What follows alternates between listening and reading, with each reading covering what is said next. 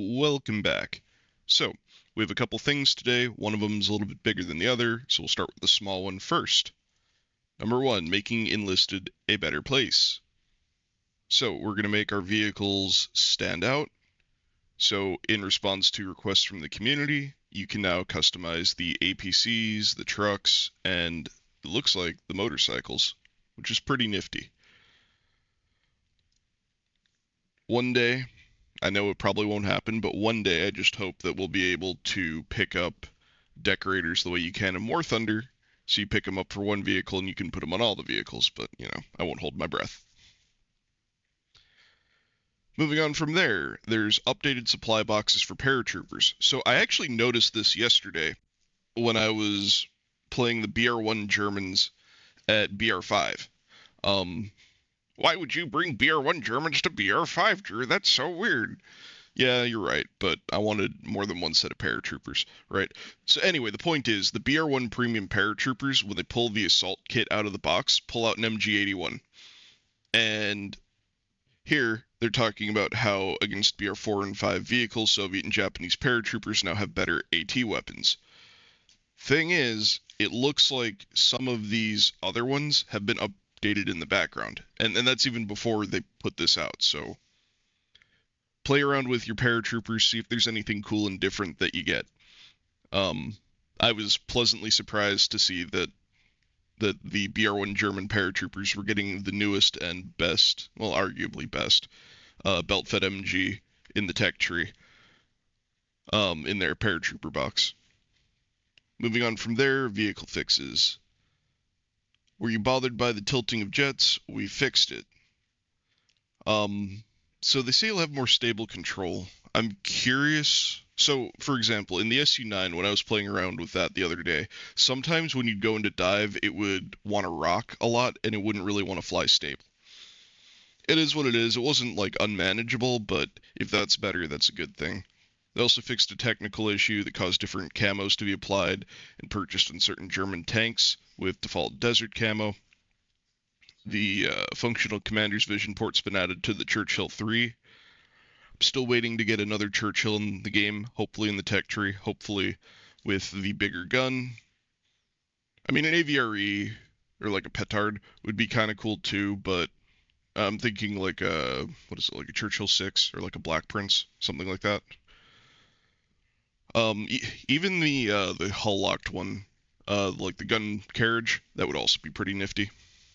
The combat effectiveness of early Italian tanks has been improved thanks to increasing the fire rate, so woo, Italians rejoice. The price of the Fedorov has been corrected to be in line with other BR2 weapons. The excessive recoil of the Southern has been fixed. It's still BR2, and it looks like you still need to fire it prone, so womp. They fixed the reload issue with the 1903 Springfield Pedersen device, and it now correctly loads magazines. And high-caliber machine gun users, you'll love this fix. The problem where long weapons in your soldier's hand interfered with the stationary heavy machine guns has been resolved. Well, that's good. Other fixes, fix the description for General of the Army, and fixed issues after loading into battle. Previously open folder in the research screen, and fixed missing battle hero bonuses. Now, let's get on to the important stuff. There is a sale for May that's come up.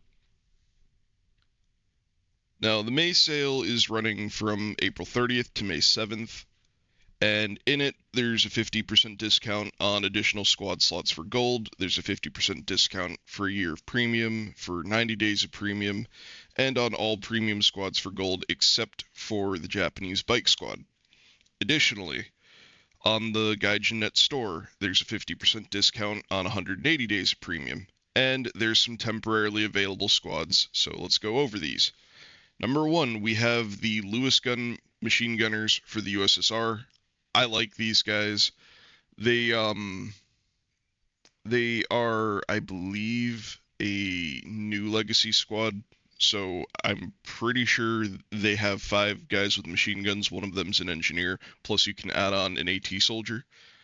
Um, I like them. I think they have one of the coolest uniforms in the game.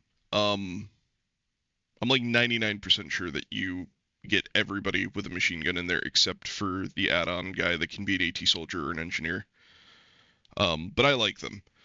It's the only way to get a Lewis gun in the game, and it's something a little bit different for the Russians. Now, admittedly, I kind of wish that they were BR2 since they used to be a Moscow squad, but they perform pretty well at BR3. They're not like a must pick up absolutely necessary squad because you do have the DPs at BR3 and the DP is a pretty good gun, but I like these guys. They look cool. They're fun to use. Coming in on the German side also at BR3, I do recommend these guys as well. However, these guys are a true legacy squad. So what I mean when I say that is you're getting 4 machine gunners that all are using the I believe these are Polish bars. It's the Browning WZ 1928, but it's basically a bar. And they have pretty cool camo smocks. Like I like the way that they look too. But you can add on an engineer, but he won't have a machine gun, and you can add on a second guy who's an engineer or an AT soldier who also will not use a machine gun. So you're only getting 4 machine guns in the squad. However, now that it's a 6-man squad, and because bars kind of play like bigger SMGs. Like they're less accurate. They're more like a rifle, right? Like obviously it's not an SMG, but they fill the assault machine gun role very well. I like them and I use them almost every time I go into BR3. So check out these guys. I think they're cool. They're probably showing them in game, so you probably can test all of them, but I like them. I like both of them. For the Americans, there's the assaulters with the UD M42. I don't have these guys. Um, from what I know of them, though, I'm pretty sure they have the mags that are strapped together, so they have like a faster set. Like every other reload, I think, is faster on them, kind of like the MP40/1s for the Germans. I believe that this is a true legacy squad. Yeah, so can be filled with 6 soldiers, comes with 4 assaulters, and an engineer armed uniquely. Yada yada yada. You get the idea. Um, I'll probably go through and make an updated list later today, going through all of the stuff that's available and what I recommend. But just covering the stuff in the news article here first. Um, I need to actually test them a little bit before I really come to a decision, especially because now the Tech Tree Thompsons are at BR2, and depending on whether or not they're available um, on sale, the Marine Raiders are also at BR2, and the new squad from Burma is also at BR2. So like there are really good options at BR2. Um, yeah, I don't know. Obviously, there's like a reason why I didn't pick them up in the past. So like, what is that reason? I had the Colt monitors for the Americans, and I also had the grease gun squad that came with the like old school elite starter. So because this was also a Normandy squad, I just never felt like I had a use for it. Well, I also had the jumbo back then as well, so you get the idea. Like I felt very complete in what I had for the Americans. So yeah. For the Japanese, there's the Type 99 snipers. Um,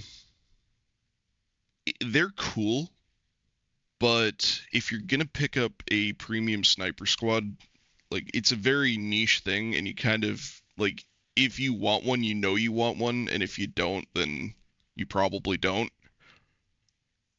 Basically, what you're getting is a 5-man squad. 4 of them are snipers. One of them's an engineer, and they all have bolt action Japanese snipers. Like they're BR2. They're nothing fancy, but they do have these cool like camo smock ghillie suit things that they wear. So I'm not going to say that they blend in great, but they probably help a little bit. Um, I don't know, like a lot of the places, if you're perched up higher, you're going to silhouette. So you kind of, in order to use it, need to put yourself somewhere where you're not silhouetting. Um, Other than that, I mean, it's basically just a sniper rifle. The benefit is that you get 5 snipers, and normally you can get 3 in a squad. So if you like sniping, they're good, but eh. It's one of those squads where if you want them, you know you want them. So let me know what you think down below. As per usual, get out there, kick ass, take names, and win your games.